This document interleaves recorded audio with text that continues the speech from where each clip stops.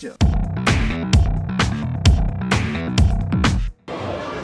Innovation, intégrité, confiance. Consulting, technologie, outsourcing. Je dirais que c'est une entreprise coopérative où les sociétaires ont une vraie importance et participent à la vie de l'entreprise. Je dirais que c'est une entreprise dynamique. Et le troisième mot, je dirais une entreprise qui offre de vraies perspectives d'évolution pour ses collaborateurs.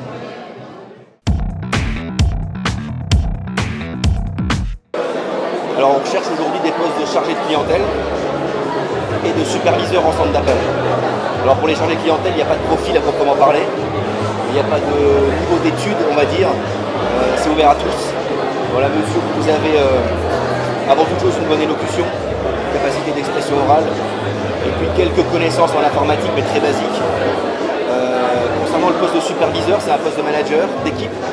Du coup, ça va nécessiter d'avoir une expérience dans ce domaine en question.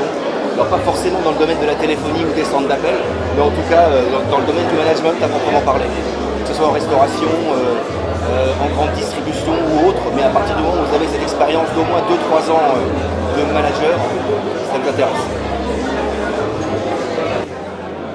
Souvent, les études ne correspondent pas forcément au poste que l'on a. Je dirais avoir une capacité d'adaptation et savoir ce que l'on aime et avant tout, je dirais, un bon point pour entamer des démarches de recherche de travail. C'est une vaste question car les armées proposent pour le profil sous-officier jusqu'à 33 spécialités. Ensuite, nous avons besoin d'officiers sous contrat que nous sommes venus chercher un peu ce soir. Donc, ce sont des jeunes gens avec généralement un niveau licence et dans des profils vastes puisque l'armée de l'air recrute dans tout type de profil, aussi bien le tertiaire que la communication, que le BTP, etc. Écoutez, il faut savoir que l'armée de terre, déjà, au départ, recrute environ 450 officiers par an.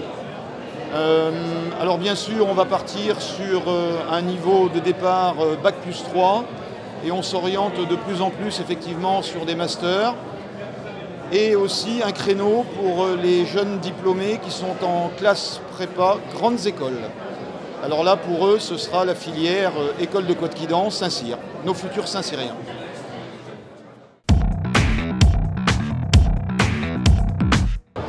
Alors, des jeunes diplômés dans votre entreprise, pourquoi faire? Mais c'est fondamental et c'est primordial. Nous recrutons cette année certainement plus de 2000 personnes en France au niveau des équipes de Capgemini. Et parmi ces 2000 personnes, l'immense majorité seront des jeunes diplômés, issus effectivement de leur formation, intégrés dans les équipes de Capgemini dans le cadre de leur stage de fin d'études notamment, pour favoriser justement leur intégration au sein de Capgemini. Pourquoi des jeunes diplômés? Parce que justement ce sont ces personnes qui vont pouvoir développer avec toute leur niaque, avec toute leur proactivité, avec tout leur dynamisme, toutes les activités que nous faisons, que nous réalisons pour nos clients. Et puis parce qu'ils sont détenteurs des derniers enseignements, des dernières technologies, des derniers savoir-faire en la matière dont nous sommes friands, dont sont friands nos clients. Donc voilà pourquoi il est évident pour Capgemini d'être un employeur idéal pour les jeunes diplômés pour démarrer leur carrière professionnelle. Des jeunes diplômés dans mon entreprise, pourquoi faire? Bah oui, on a beaucoup de diplômés parce qu'on sollicite beaucoup de collaborateurs par le biais de l'alternance. Donc en fait, on recrute beaucoup plus de diplômés que de confirmés. Donc pourquoi faire? Pour faire les postes qu'on a évoqués tout à l'heure, donc c'est des postes de commerciaux dans nos agences sur des métiers de conseiller particulier, conseiller professionnel, conseiller entreprise, et puis pour évoluer après en interne dans l'entreprise. Voilà. Pour amener de la diversité déjà, pour amener du sang neuf, un regard neuf aussi. On privilégie beaucoup la promotion et l'évolution interne à hauteur d'environ 60 à 70%.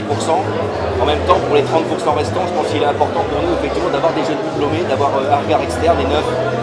Pour nous qui avons un petit peu, souvent comme on dit, la tête dans le guidon, qui a un peu plus de mal à prendre du recul, ces jeunes diplômés nous amèneront ce regard un petit peu nouveau sur notre activité.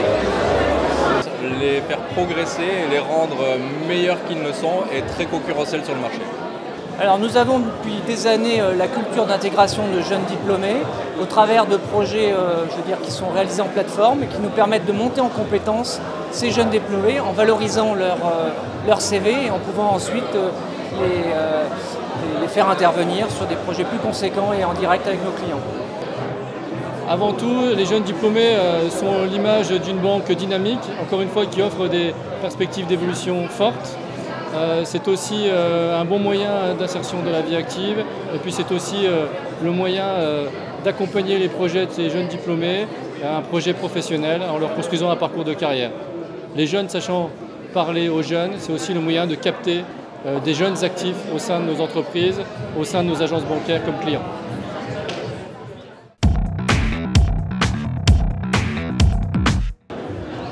Votre pire souvenir d'entretien de recrutement? Une personne qui nous disait comment faire notre grille d'entretien, comment faire nos plannings d'activités. Voilà.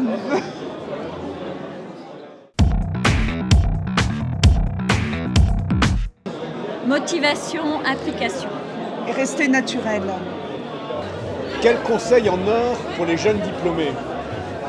Eh bien, il faut y aller. Il ne faut pas avoir peur d'y aller, il ne faut pas avoir peur de rencontrer les entreprises, il ne faut pas avoir peur d'avoir de l'ambition pour soi-même, de l'ambition pour le projet professionnel et pour leur réussite professionnelle, donc qui va passer, qui va se faire avec l'entreprise qui va les accueillir, de le faire avec un contexte international, interculturel, avec des langues vivantes, avec l'anglais, avec l'allemand, avec l'espagnol, avec n'importe quelle autre langue, et de prendre le monde comme terrain de jeu. Sur l'entretien de recrutement, je vous recommande de bien le préparer. Bien le préparer, c'est à la fois revoir son parcours, mais c'est aussi s'intéresser à l'actualité, c'est faire des recherches sur l'entreprise que vous allez rencontrer dans le cadre d'un entretien.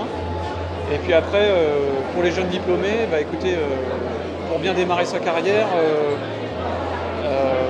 il va être important de ne pas brûler les étapes. Et puis de rester mobile un maximum en fonction des possibilités de chacun pour pouvoir prétendre à des carrières riches et intéressantes pendant plusieurs années. Être flexible, être franc et vouloir apprendre plus que ce que l'on a appris à l'école. Parce que la formation c'est une chose, le travail en entreprise c'en est une autre. Être naturel, dynamique et montrer qu'ils ont envie de travailler. Voilà. La mobilité, la motivation, la disponibilité en ce qui concerne les armées. Écoutez, je pense qu'aujourd'hui, quand on est un jeune diplômé, effectivement, il ne faut pas hésiter. Il ne faut pas hésiter à se rendre sur ce genre de manifestation, rencontrer un maximum de professionnels de l'emploi, je dirais arpenter le terrain avec sa sacoche bien remplie de CV, en tour de cou, sa clé USB, se faire connaître, communiquer et déposer tous les documents que l'on a en sa possession pour communiquer, toujours et encore communiquer, se faire connaître. Je crois que c'est une des clés.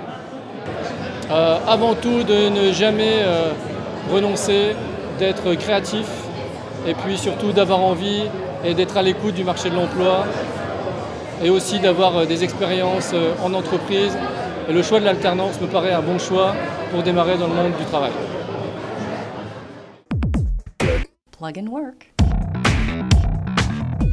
Movie job, movie job, movie job, movie job.